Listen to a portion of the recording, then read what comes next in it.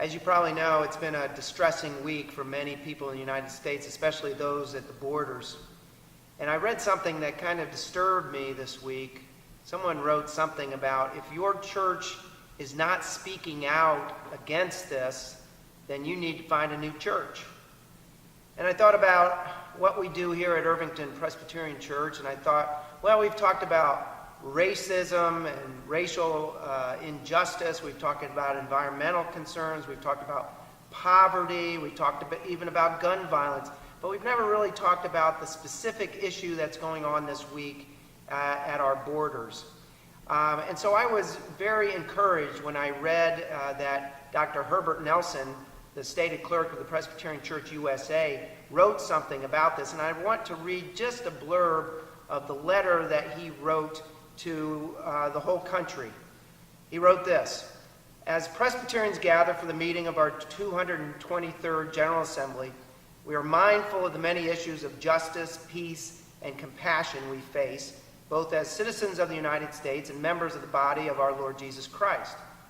While we face issues of peace on the Korean Peninsula, tragic injustice in the Middle East, and the specter of climate change in our nation and our world, there is nothing of more urgency than the tragedy that is unfolding at our borders, where children are ripped from their parents and placed in holding cells, while their frantic parents scream in agony at the separation.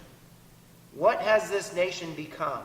How have we wandered so far from Jesus' kind admonition, 'Let the little children come to me, for it is to such as these that the kingdom of heaven belongs.'"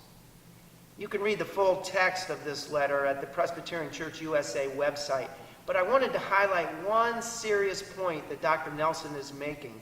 He writes, "How have we wandered so far from Jesus' kind admonition?"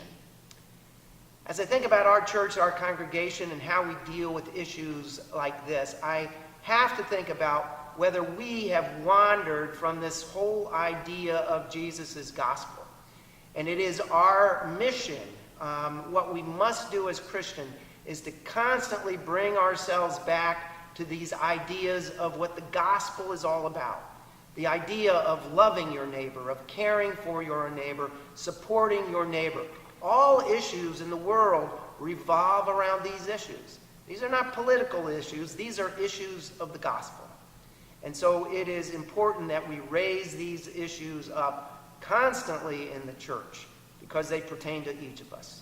So I encourage you to pray about this particular issue as well as other social issues in the world, and then come to church and let us deal with these issues together, because the gospel is number one in our lives, and it always should be. Let the church never refrain from raising the gospel of Jesus Christ.